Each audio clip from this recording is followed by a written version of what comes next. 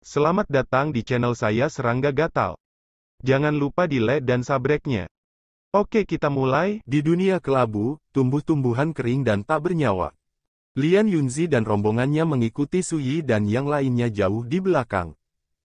Semuanya, kupikir apa yang dikatakan Su Yi seharusnya benar. Kita akan pergi ke dunia luar sekarang, dan kita pasti akan mati. Hua Yin, yang sedang menunggang rusa putih, mengirimkan transmisi suara kepada yang lain, karena itu masalahnya, mengapa kita masih mengikutinya. Asal-usul nenek moyang Taisi dibagi menjadi 3 bagian, yaitu cambuk Taisi, api ilahi Taisi, dan pola ilahi Taisi. Lian Yunzi menginjak platform hitam dan berkata dengan cepat, jika saya tidak salah, Su Yi ini seharusnya mengendalikan kekuatan asli cambuk Taisi, dan tujuannya pergi ke kota Sundial pasti terkait untuk mendapatkan api ilahi Taisi. Setelah jeda, dia melanjutkan, apakah kamu tidak penasaran, bisakah dia mendapatkan nyala api Taisi? Kata-kata ini tidak hanya menggerakkan hati Hua Yin, tetapi juga membuat orang lain penasaran. Sundial City, salah satu dari 3 area terlarang paling misterius di reruntuhan Taisi.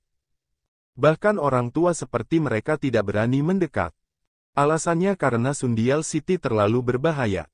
Di era Taisi, ada 3 tokoh dominan yang pernah berkata bahwa mereka menghormati dunia, dan mereka juga disebut sebagai 3 guru Taisi.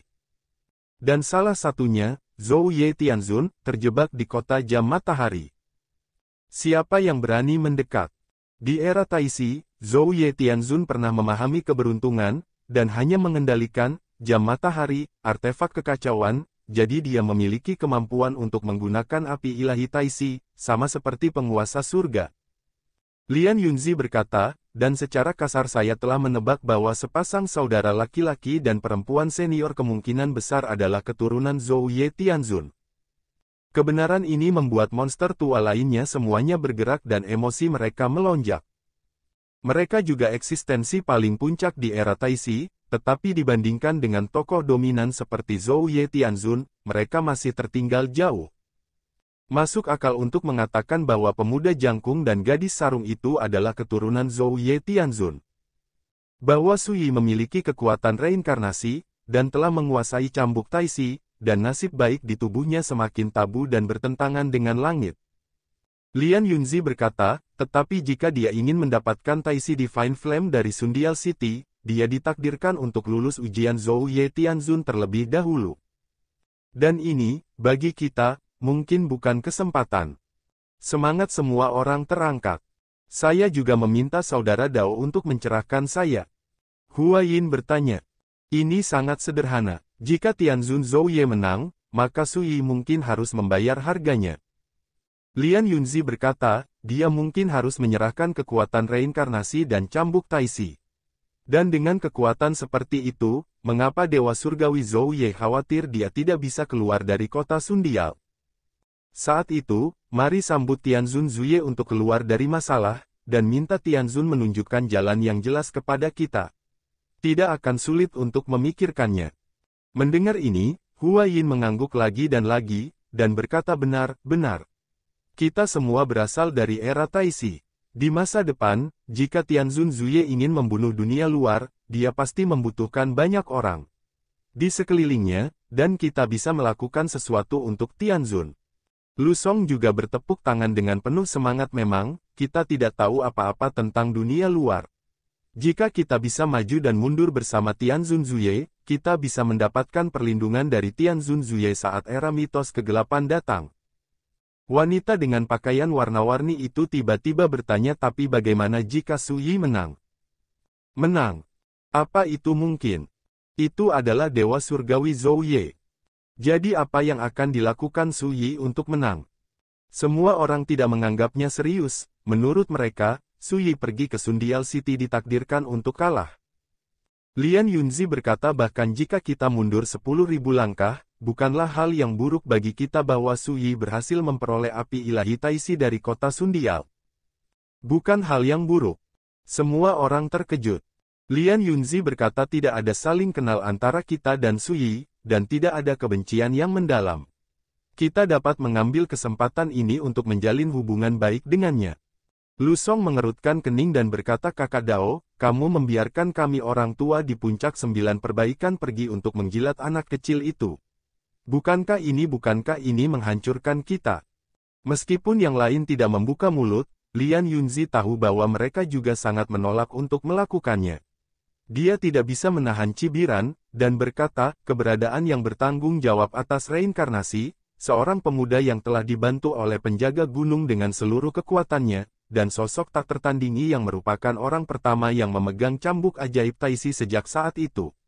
Zaman kuno, di matamu, dia telah menjadi orang yang paling kuat di dunia. Pria kecil yang tidak berharga.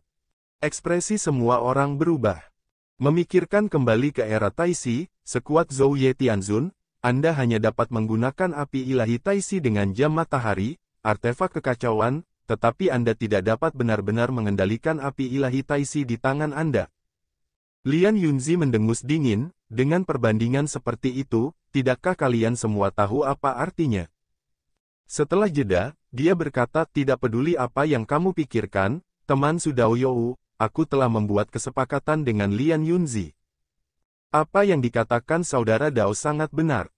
Wanita di Kai mengangguk dan berkata, kita perlu melihat jangka panjang. Mengapa Tianzun Zhouye mengatur kedua ahli warisnya untuk membantu Su Yi kali ini? Dia juga harus menghargai potensi Su Yi. Bahkan penjaga gunung dan Tianzun Zhouye melakukan ini, mengapa kita tidak bisa? Dengan kata-kata itu, yang lainnya langsung terguncang. Tapi kamu juga telah melihat sebelumnya bahwa Su Yi memiliki banyak musuh, dan mereka semua adalah eksistensi puncak di dunia. Jika kita berteman dengan Su Yi, kita pasti akan berdiri di sisi berlawanan dari musuhnya. Hua Yin berkata, dalam hal ini. Sebelum selesai berbicara, Dewa Roh Raksasa Xiao Bi yang diam tidak bisa menahan diri untuk tidak menyela. Saya ingin keuntungan tetapi tidak mau membayar harganya. Bagaimana bisa ada hal yang begitu baik di dunia ini? Tiba-tiba, Hua Yin menjadi malu, sangat malu, dan berargumen saya baru saja mempertimbangkan pro dan kontra dari masalah ini dengan jelas. Lian Yunzi berkata, semua ini sekarang memang hanya beberapa analisis dan pertimbangan, dan itu akan tergantung pada sikap Tianzun Zuye saat itu. Semua orang mengangguk. Pada akhirnya, kita masih harus melihat apakah Su Yi bisa melewati level Tianzun Zhouye. Setelah 1 hari, Su Yi dan yang lainnya tiba di depan Sundial City. Dan di belakang mereka, Lian Yunzi dan yang lainnya tidak pernah pergi, dan mengikuti mereka ke tempat ini. Sundial City sangat aneh, tertahan dalam kehampaan, kota besar itu benar-benar diselimuti lapisan gelombang waktu yang luar biasa dan seperti mimpi. Ketika semua orang tiba di sini, mereka sangat menyadari bahwa aliran waktu pun menjadi kacau dan keras. Rekan Taoisu, kota Sundial dibagi menjadi 12 jam, dan setiap jam, hal-hal yang sangat berbahaya muncul. Selain itu, aturan waktu di dalamnya benar-benar kacau. Begitu terperangkap di dalamnya, bahkan Master Dewa akan benar-benar tersesat di dalamnya, tidak dapat menemukan jalan keluar, dan akan musnah oleh kekuatan waktu, dan akan mati. Sama sekali. Pemuda jangkung itu berkata, aku tidak pernah bertanya, apa yang akan kamu lakukan di Sundial City kali ini? Su Yi memandang Wan Zitian dan berkata, Wan Tua, silakan saja. Aku sedang mencari rumput ringan terbang. Wan Zitian berkata dengan suara yang dalam. Rerumputan ringan terbang, lahir dalam arus deras waktu, adalah dewa abadi yang aneh dan misterius. Untuk Wan Zitian, jika dia bisa memperbaiki rumput ringan yang terbang, dia bisa menutupi celah di jalannya, benar-benar mencapai tingkat kesempurnaan yang luar biasa di alam abadi, dan mencoba menyentuh nafas sungai takdir. Untuk guru 9 dewa pemurnian manapun, jika dia ingin menginjakkan kaki di sungai takdir di masa depan, langkah pertama adalah menghubungi dan merasakan nafas sungai takdir. Hanya dengan cara ini dapat dianggap menyentuh ambang takdir. Orang-orang seperti Tuozi Tua, Hua Guxi, Jiao Mu, Del, adalah eksistensi dari level ini. Untuk Wan Zitian, selama dia menemukan Fei Guangchao yang tepat, dia juga dapat mencoba menerobos ke level ini. Rumput ringan terbang. Gadis bersarung itu tiba-tiba berbisik, harta semacam itu sudah lama hilang di kota Sundial. Punah. Wajah Wan Zitian tiba-tiba berubah, seperti disambar petir. Bukan karena dia sedang dalam suasana hati yang buruk, tetapi Fei Guangchao terlalu penting baginya, dan itu terkait dengan jalan masa depannya, jadi yang disebut kepedulian membuat kekacauan. Ya, punah. Gadis bersarung itu berkata, sekarang, itu hanya ada di tangan tuanku. Tiba-tiba, suasana hati Wan Zitian naik turun, dan dia berkata dengan mata yang rumit, gadis kecil, bisakah kamu selesai berbicara dalam satu kali duduk lain kali? Gadis bersarung itu menundukkan kepalanya dan berkata dengan malu, aku pasti akan melakukannya lain kali. Rumput ringan terbang adalah hati dan jiwa tuanku, dan aku tidak akan memberikannya kepada orang lain dengan mudah. Pria muda jangkung itu berkata, kamu, menyerahlah secepat mungkin. Nah, Wan Zitian yang belum sempat berbahagia dipukul lagi, dan ekspresinya berubah untuk beberapa saat. Sui berkata tidak ada yang mutlak. Karena tuanmu dapat bergandengan tangan dengan penjaga gunung untuk membantu saya percaya bahwa jika kita pergi kepadanya untuk meminta rumput ringan terbang, bukan tidak mungkin untuk membicarakannya. Itu hanya tergantung pada harga yang harus kita bayar. Wan Zitian menghela nafas panjang, dan berkata dalam-dalam, kata-kata kakak Fuyu sangat baik. Pemuda jangkung itu menggelengkan kepalanya dan berkata, tuanku bukan orang yang banyak bicara. Di era Taixi, orang tuanya dikenal karena temperamennya yang berapi-api. Dia akan membunuh orang jika dia tidak setuju dengannya. Bahkan adik perempuan juniorku dan aku menghormati dan takut padanya. Kamu, teman-teman sebaiknya jangan terlalu berharap. Sui tersenyum, tanpa komitmen. Pemuda jangkung itu tidak membicarakannya lagi, dia berkata, bagaimana denganmu, rekan Daoisu, mengapa kamu datang ke sini? Sui berkata dengan santai, Taixi Senyan. Tiba-tiba, pemuda jangkung itu melebarkan matanya seperti lonceng tembaga, jika tuanku tahu niatmu, percaya atau tidak, aku akan menghancurkanmu sampai mati dengan satu jari. Gadis bersarung itu juga sangat terkejut, dan caranya memandang Sui berubah, seolah-olah dia menganggap Sui gila. Sui mengerutkan kening dan berkata, ada apa? Pemuda jangkung itu berkata jika Fei Guangchao adalah hati tuanku, maka Taixi Senyan adalah nyawa tuanku. Apakah menurutmu dia akan memberikan nyawanya untukmu? Gadis sarung di satu sisi mengangguk berulang kali. Wan Zitian diam-diam terkejut, dan juga merasa sangat merepotkan. Sui juga samar-samar mengerti saat ini. Jika saya ingin mendapatkan Taixi Senyan kali ini, masalah terbesarnya adalah tuan dari sepasang saudara laki-laki dan perempuan ini. Tetapi pada saat ini, suara kering dan tua tiba-tiba datang dari kota Sundial yang jauh. Berikan, kenapa kamu tidak bisa memberikannya? Sebuah suara menembus waktu dan pasang surut yang mengelilingi kota Sundial, dan bergema dengan jelas antara langit dan bumi. Pemuda jangkung itu tertegun, Tuan. Gadis bersarung itu juga membuka matanya lebar-lebar, seolah-olah dia tidak menyangka guru akan berbicara pada saat ini. Sui dan Wan Zitian saling memandang dengan kagum di hati mereka. Suara ini dapat melewati gelombang waktu, dan ini saja sudah cukup untuk membuktikan betapa dalamnya master dari suara itu. Di saat yang sama, monster tua seperti Lian Yunzi yang mengikuti sepanjang jalan juga terkejut. Hanya dengan mendengarkan suaranya, biarkan mereka menilai bahwa itu adalah Tianzun Zhouye. Benar saja, spekulasi mereka benar, bahwa sepasang saudara dan saudari senior adalah keturunan Zhouye Tianzun. Rekan Taoisu, pria gendut itu sudah memberitahuku tentangmu. Suara tua yang kering itu terdengar lagi, selama kamu bisa melakukan 3 hal, aku tidak hanya akan memberimu kesempatan untuk memahami api ilahi absolutisme, tetapi juga memberimu rumput ringan yang terbang. Baik pemuda jangkung maupun gadis sarung tercengang. Kapan guru, yang selalu sesat dan pemarah, menjadi begitu cerewet? Lian Yunzi dan yang lainnya semuanya menunjukkan ekspresi seperti itu. Tuan Surgawi Zhouye tidak akan membiarkan Sui mendapatkan api ilahi Taixi dengan mudah. Silakan bicara, kata Sui. Oke, senang, maka aku akan tumpul. Suara tua yang layu tertawa terbahak-bahak, hal pertama adalah, murid kecilku adalah bibit budidaya paling istimewa di era Taixi. Jika dia tidak dilahirkan pada akhir era Taixi, dia akan memiliki kesempatan untuk memerintah dunia. Tanyakan di Sungai Takdir. Dan Su Daoyou, kamu bertanggung jawab atas reinkarnasi, dan kamu juga orang yang menentukan jalannya. Jika kamu tidak keberatan, silakan bersaing dengan murid kecilku. Terlepas dari keberhasilan atau kegagalan, rekan Daoisu dianggap telah menyelesaikan hal pertama ini. Su Yi terkejut, ternyata karena hal ini. Dia segera berkata, sebelum saya di jalan, saya berjanji untuk masalah ini, dan saya tidak akan menolak. Ini baik. Suara tua yang kering berkata, setelah duel, aku akan memberitahumu hal kedua. Jangan khawatir, ini bukan tipuan, tapi hal kedua, yang berhubungan dengan memasuki kota Sundial. Su Yi berpikir sejenak, lalu setuju, ya. Saat dia berbicara, dia melihat ke arah gadis bersarung, bagaimana kamu ingin bertarung? Sosok kurus gadis bersarung itu berdiri di sana, seperti rumput liar di hutan belantara, sangat lemah.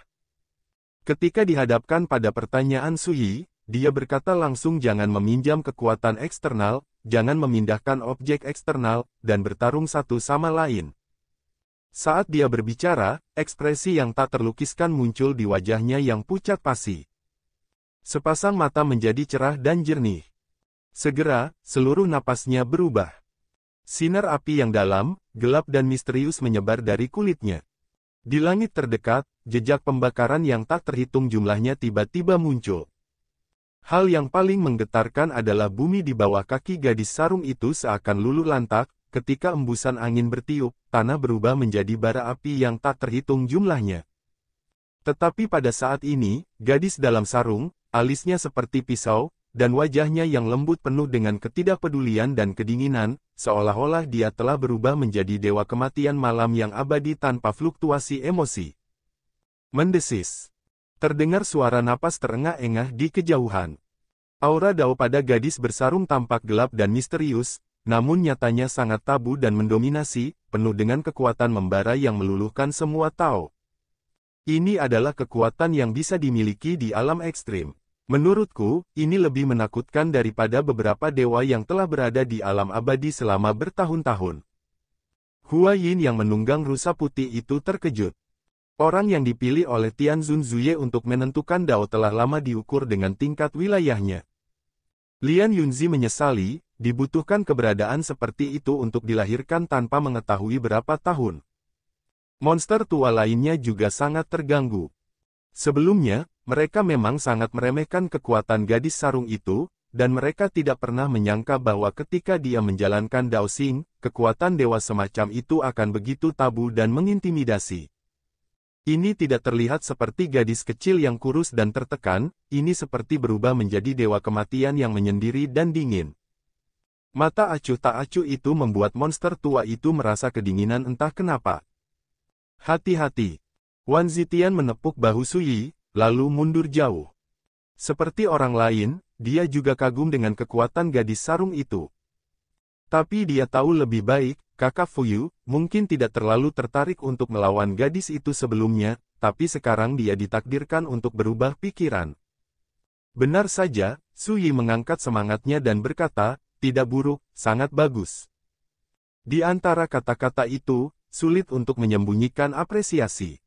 Gadis muda ini hampir sama dengannya, dia tampaknya berada di alam ekstrim, tetapi karena jalan yang dia kejar dan jalan yang dia kendalikan, kekuatannya benar-benar berbeda. Bukan lagi level ranah yang bisa diukur. Rekan Taoisu, kamu harus berhati-hati. Pria muda jangkung itu berkata, Avenue of Dark Ember, adik perempuanku bisa disebut yang tertinggi, berasal dari sungai panjang takdir. Cukup untuk membakar karma dan mencium bau karma. Ini sangat misterius. Cukup untuk membakar dewa-dewa yang tidak efektif itu menjadi abu. Jalan ember gelap. Bakar karma dan cium karma. Deskripsi semacam ini membuat semua monster tua ribut dan bergerak. Kekuatan seperti karma dan karma semuanya terkait dengan takdir, yang sangat tabu. Tapi Dark Ember Dao yang dikuasai oleh gadis sarung bisa membakar kekuatan yang melibatkan takdir, bisa dibayangkan betapa mengerikannya itu. Su Yi berkata dengan gembira, kamu tidak perlu memberitahuku, aku akan menganggapnya serius. Matanya yang dalam bersinar, dan semangat juang batinnya benar-benar terangsang. Terlepas dari reinkarnasi, hanya jalan, Xuanzu, yang dia kendalikan dapat memotong sebab dan akibat dan melarang takdir. Secara alami, dia tahu jauh lebih baik daripada orang lain betapa menakjubkannya jalan kegelapan ini. Rekan Taoisu, terima kasih banyak telah setuju untuk bertarung denganku, dan tolong jangan menahan diri selama pertarungan. Di kejauhan, gadis bersarung itu berbicara dengan tenang. Dunia tertindas, dan 10 penjuru diam. Semua mata tertuju pada pria dan wanita ini. Sebagai perbandingan, aura di tubuh Suyi tetap acuh tak acuh dan tidak berubah. Tapi tidak ada yang berani meremehkannya. Ini adalah duel antara orang yang menentukan jalan, yang terlalu langka dan terlalu menakutkan. Semua orang tahu bahwa pertempuran sebesar itu mungkin tidak akan terlihat sekali dalam ribuan tahun. Kamu juga. Suyi berkata, jika kamu benar-benar melakukannya, kamu harus keluar dengan semangat pertarungan hidup dan mati. Jika kamu hanya bersaing, kamu tidak akan memiliki rasa penempaan hidup dan mati dan api berdarah. Saat dia berbicara, dia meregangkan tubuhnya, lengan bajunya berkibar tertiup angin, dan pakaiannya berkibar. Pada sosok jangkung itu, ada niat pedang yang tak terlihat dan misterius melonjak pelan. Kekosongan di segala arah tiba-tiba membuka retakan lurus yang tak terhitung jumlahnya, seolah terkoyak oleh pedang ki yang tak terhitung jumlahnya. Kekuatan yang tak terlukiskan diam-diam menyapu penonton dari Suyi. Semua orang melihat ke samping. Tepat pada saat ini, ledakan. Suyi dan gadis bersarung itu hampir mulai pada waktu yang bersamaan. Gadis dalam sarung membalik telapak tangannya, dan sinar api gelap tiba-tiba berubah menjadi sabit menyala, yang panjangnya sekitar 10 kaki. Sosoknya kurus dan ramping, dan dia tidak sepanjang sabit api ilahi ini, tetapi juga karena sabit ini membuatnya memiliki sikap yang aneh, mendominasi, dan dingin. Ikuti langkahnya dengan lembut. Kekosongan di 10 arah tiba-tiba terbakar, dan cahaya gelap yang tak berujung menutupi langit dan menutupi langit, seperti malam yang gelap tiba, dan itu membakar dengan ganas. Dan sosok gadis bersarung itu sudah lama menyambar dengan dahsyat seperti sambaran petir. Ledakan. Sabit api ilahi jatuh, dunia terbalik, dan semuanya terbakar, seolah-olah semuanya akan dipotong dan sepenuhnya disempurnakan menjadi abu. Pada saat yang sama, Suyi mengulurkan tangan kanannya yang putih dan ramping, dan menebas seperti ujung pedang. Serangan yang sangat sederhana, seperti gerakan awal paling dasar dari seorang pendekar pedang, tidak ada misteri atau perubahan di antara serangan itu. Tapi pukulan ini justru mengenai sabit api ilahi. Dentang. Keduanya bertabrakan. Sepotong langit dan bumi itu tiba-tiba runtuh, dan api ilahi yang tak terhitung jumlahnya layu dan padam seolah-olah sedang dilanda badai. Dapat dilihat dengan mata telanjang bahwa ketika semburan kehancuran yang mengerikan menyebar, semua yang dilaluinya akan hilang. Ledakan. Sosok Suyi dan gadis sarung melangkah mundur bersama. Segera, keduanya menembak lagi pada saat bersamaan. Dalam sekejap, mereka bertarung ratusan kali. Setiap saat adalah head-to-head yang paling mendominasi dan cepat, seperti dewa pedang yang tiada taraf dan pembunuh malam yang gelap bertarung dengan sengit, bertarung selama 9 hari dari kehampaan, bergerak melintasi 30.000 kaki, bersaing sengit satu sama lain, membunuh sampai akhir. Dunia terbalik, matahari dan bulan gelap. Di kejauhan, Lian Yunzi dan yang lainnya tercengang, dan banyak orang bahkan merinding. Bukan karena mereka belum melihat dunia. Hanya saja saya belum pernah melihat kekuatan yang begitu tabu dan menentang surga dalam pertarungan antara dua dewa di alam ekstrim. Ini tidak berbeda dengan kontes antara 5 dewa pemurnian. Hua Yin bergumam tanpa sadar. Takut. Itu terlalu menakutkan. Jika dia tidak melihatnya dengan matanya sendiri, dia tidak akan pernah percaya bahwa persaingan antara Dewa Tengah bisa mencapai tingkat yang keterlaluan. Kali ini, saudara Fuyu akhirnya bertemu dengan monster seperti dia. Wan Zitian menghela nafas. Di domain dewa hari ini, tidak ada dewa di alam ekstrim yang mampu menghadapi Suyi. Di mata Suyi, tidak sulit untuk membunuh penguasa 6 penyempurnaan. Tapi sekarang, dia juga seorang gadis di tingkat penciptaan ekstrim, tapi dia bisa bersaing dengannya, jika ini dilihat oleh yang kuat di alam para dewa, saya khawatir rahang saya akan jatuh karena shock. Pantas saja guru meminta suster muda untuk menghadapi Suyi ini. Ternyata jadi mereka adalah orang yang sama. Pria muda jangkung itu tergerak. Dia sangat jelas tentang betapa hebatnya adik perempuannya, bahkan tuannya mengatakan bahwa dalam kehidupan kultivasinya, dia belum pernah melihat siapapun yang dapat dibandingkan dengan adik perempuannya. Dan sekarang, seseorang dari alam yang sama, yang bisa melawan saudari junior muncul. Pada saat itulah pemuda jangkung itu akhirnya mengubah pandangannya tentang Suyi. Tidak peduli seberapa bergolak dunia ini, terkadang diganggu oleh energi pedang, dan terkadang dibakar oleh api gelap. Pertarungan antara Suyi dan gadis sarung menjadi semakin intens, dan monster tua itu harus mundur lagi dan lagi. Tidak mungkin, semburan pertempuran yang terjadi saat keduanya bertarung terlalu menakutkan, meskipun mereka tidak bisa melukai orang-orang tua ini, mereka khawatir akan mengganggu duel di antara keduanya. Rekan Taoisu, apa yang kamu gunakan sepertinya bukan kekuatan reinkarnasi. Tiba-tiba, gadis bersarung yang sedang bertarung dengan sengit berbicara, dengan sedikit kebingungan dalam suaranya. Bukan reinkarnasi. Semua orang tercengang.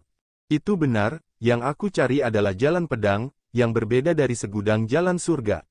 Itu bisa melebur semua jalan menjadi satu pedang, membuat semua jalan tersedia bagiku, dan menerobos semua jalan dengan satu pedang. Suyi berkata dengan tenang, jika kamu bisa memaksaku menggunakan reinkarnasi, kamu bisa melihat kekuatan reinkarnasi. Segera, ada sensasi di penonton. Siapa yang tidak mengerti maksud Suyi adalah bahwa kekuatan tempur gadis sarung saat ini tidak sebanding dengan penggunaan reinkarnasinya. Sekian dulu dari Mimin. Terima kasih.